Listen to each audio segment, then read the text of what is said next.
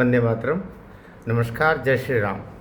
सुशांत सिंह राजपूत को लेकर के एक वीडियो मैंने 26 फरवरी को आपके बीच में रखा था और 27 फरवरी 2025 को मुंबई की कोर्ट में उसके एसआईटी रिपोर्ट पहुंचने के साथ में उस पर चर्चा होकर के और नए खुलासे होने थे और रखा जाना था कि अब तक जांच में क्या कुछ हुआ, क्योंकि जो एसआईटी का गठन किया देवेंद्र फडणवीस सरकार ने, यद्यपि एकनाथ शिंदे जी की सरकार भी उस समय काम कर रही थी और चूंकि वही सरकार एक तरीके से अनवरत क्रम पर आई, इसलिए एकनाथ शिंदे जी के द्वारा जितनी जांच पहुंची थी उसी जांच को आगे बढ़ाते हुए देवेंद्र फडणवीस जी के द्वारा जो एसआईटी का गठन हुआ और जिसमें अजय बंसल जी जिसके उपायुक्त पुलिस हैं वो देख रहे हैं और उसमें जितना काम हुआ उसको लेकर के और रिपोर्ट में बहुत सारे खुलासे होने थे, होने हैं ये कह सकते हैं, उस दिन तो होने थे। तो वो सारी जांच उस दिन रखी जानी थी, रिपोर्ट आनी थी और आप हम सब जानते हैं कि 5 वर्ष लगभग हो गया है ये जो दिशा सालियान और दिशा सालियान के मर्डर के बाद में लगभग एक सप्ताह तक फिर तैयारियां हुई होगी। एक सप्ताह के बाद में सुशांत सिंह राजपूत की हत्या हुई। ये 2 हत्याएं इन दोनों बच्चों की हुई, चूँकि हम वही बोल सकते हैं, लेकिन कानून की भाषा में 2 मर्डर हुए। एक महिला का मर्डर हुआ दिशा सालियान, ये 7-8 जून 2025 और उसके एक सप्ताह बाद लगभग 14 जून की रात्रि में फिर हुआ अगला मर्डर, जिसमें जो बहुत बड़ा एक्टर, बहुत प्रतिभावान एक्टर सुशांत सिंह राजपूत, ये 2 मर्डर हुए।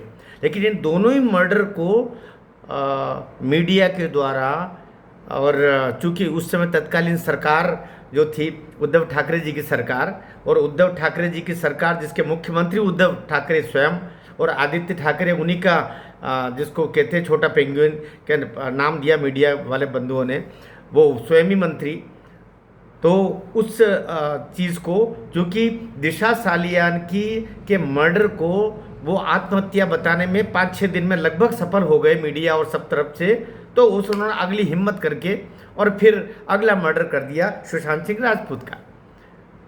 लेकिन जो चीज़ें निकल के आई है वो चीज़ें तो अब खुलासा कर रही हैं, सारी चीज़ें सारा खुलासा कर रही है। कुछ नए खुलासे भी अभी हुए हैं, शायद इसी कारण से उस दिन जो 27 फरवरी को जो होना था, रिपोर्ट आनी थी और कोर्ट में उसका डिस्कशन होना था, उसको शायद आगे बढ़ाया होगा, क्योंकि इस बीच फिल्म इंडस्ट्री का एक बहुत बड़ा कलंकित व्यक्तित्व कहना चाहिए, उसका नाम अब निकल करके आया है और उसका संबंध रिया चक्रवर्ती से है। रिया चक्रवर्ती और सुशांत सिंह के मर्डर के बीच में ये एक खलनायक और निकला, जिसने फिल्म इंडस्ट्री की कई सारी लड़कियों की जिंदगियां खराब की अभिनय के नाम पर, अभिनय का अवसर देने के नाम पर। रिया चक्रवर्ती भी उसमें एक है। तो रिया चक्रवर्ती और सुशांत सिंह राजपूत के बीच में या तो उसको किस तरीके से सुशांत सिंह राजपूत तक पहुंचना है, वो सीढ़ी का काम भी कहीं न कहीं रिया चक्रवर्ती के लिए एक व्यक्ति ने किया, उसका उल्लेख भी हम इस वीडियो में करने वाले हैं। और अभी तक जो बात पहुंची है, पहले 27 फरवरी को क्या हुआ वो थोड़ी सी आपके बात में रखना चाह रहा हूँ। 27 फरवरी को दो चीज़ें एक साथ हुई। एक तो जो जज साहब थे वे छुट्टी पे चले गए, अर्थात उस दिन वे उपलब्ध नहीं थे। ये भी जानकारी ली गई है, पता निकल के आई है कि वे इस केस से हटना चाहते हैं, अर्थात इतना प्रेशर उनके ऊपर आया होगा कि वे इस केस से हटना चाहते हैं। तो केस से हटने का मतलब ये होता है कि फिर से इंक्वायरी वापस, जितने भी जहाँ तक अभी तक पहुँचा है मामला, वो फिर से होता है, क्योंकि ये PIL के ऊपर चल रहा है। ये सारी जो अभी चल रहा है वो एक NGO के द्वारा जो PIL लगी है उसकी तहत ही ये पिटिशन पर ये सारी चर्चाएं हो रही 27 फरवरी को होने वाली थी। अब इसकी अगले जज की नियुक्ति हो गई है जो इस केस को देखेंगे और साथ में अगली तिथि भी अब आने वाली है। संभावना ये बताई जा रही है कि उसकी अभी अप्रैल माह में कोई तिथि लगेगी, जब नए जज को, क्योंकि नए जज एक बार तो फिर उसको रिकॉलिंग पर जाएगा, तो एक बार पूरा इसका होने के बाद में आरंभिक रूप से दोनों पक्षों को बुलाने के बाद सरकारी पक्ष और इस केस से जुड़े हुए जितने भी बाकी पक्ष हैं उन सबको ला करके और फिर समन इशू करके और वो सारे प्रक्रिया भी होगी जो कुछ पीछे छूट गई है।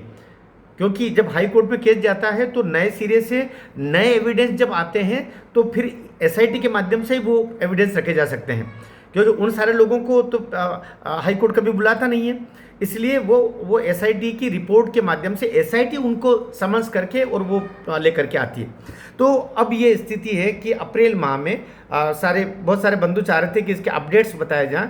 तो 27 फरवरी को जिन जज साहब के द्वारा इसके हियरिंग होनी थी वे अवकाश पे चले गए। अब नए जज की नियुक्ति हो गई है, जो मेरी जानकारी जहाँ तक मुझे बताई गई है, और अप्रैल में कोई तिथि लगेगी और उसमें इसकी हियरिंग वापस शुरू होगी। लेकिन एसआईटी रिपोर्ट उस दिन रख दी जाएगी। एसआईटी रिपोर्ट के संदर्भ में ये पता चल रहा है कि एक बहुत ही घाघ व्यक्तित्व जिसने कई सारी अपनी लड़की की जिंदगियां जिसने बर्बाद कर दी है, हाँ, उसका महेश भट्ट का नाम आ रहा है। महेश भट्ट कहीं न कहीं लिंक का कार्य किया और इस मर्डर की और ड्रग पेडलर के बीच में महेश भट्ट की सारी संयोजना समझ में आई है। तो रिया चक्रवर्ती अब रिया चक्रवर्ती इसलिए अभी विदेश भागने के प्रयास में थी, उसको फिर बाद में रुकवाया गया है। इसलिए रिया चक्रवर्ती और महेश भट्ट इनका इन्वेस्टिगेशन फिर से हो रहा है, चालू हो गया है। और उसी के तहत अगली जो अप्रैल में जो एसआईटी रिपोर्ट आएगी उसमें ये गर्दनें इनकी भी नपेगी।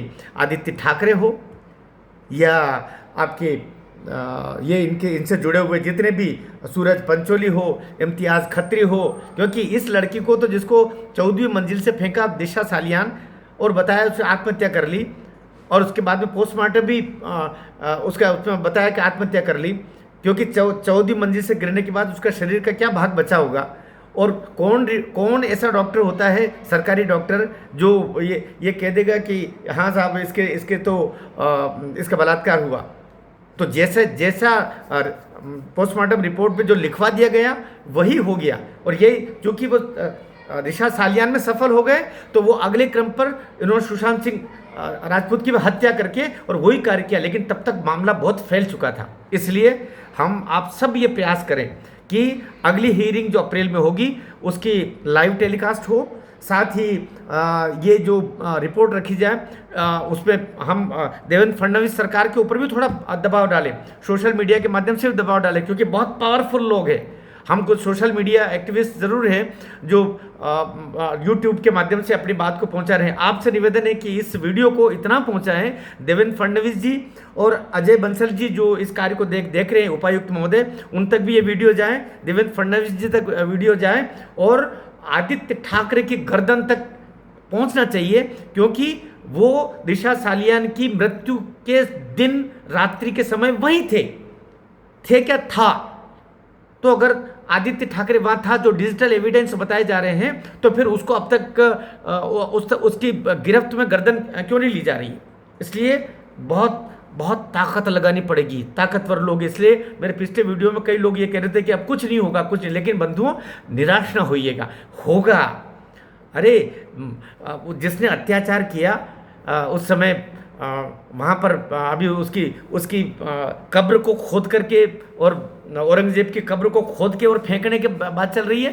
तो ये तो सामने घूम रहे हैं जिन्होंने अत्याचार किया, इन लड़के लड़कियों को मारा बेचारों दोनों को। इसलिए लगे रहिएगा, हिम्मत रखिएगा। आपके कमेंट भी मुझे हिम्मत देते हैं। मेरे लिए भी कुछ बंधु चिंता कर रहे थे कि आपके ऊपर भी जीवन का खतरा है। मैं जीवन में जितना जी लिया बहुत जी लिया। मेरा यूट्यूब का उद्देश्य कतई सब्सक्राइब लेना, ये करना, उसका नहीं है। सच्चाई को उजागर करना, हिम्मत से वो बात कहना जो सत्य है। मेरा साथ दीजिएगा। भारत माता की जय। और सुशांत सिंह राजपूत केस में अगला अपडेट जैसे भी मुझे मिलेगा मैं तुरंत आपको बताऊंगा। आप अपना कमेंट से मुझे ज़रूर बताइएगा कि इस वीडियो में जो जानकारी आपको प्राप्त हुई, इसके अतिरिक्त भी आपके पास कोई जानकारी हो रही तो मुझे प्रदान कीजिएगा। मैं मुंबई भी बहुत जल्दी आने वाला हूँ। भारत माता की जय।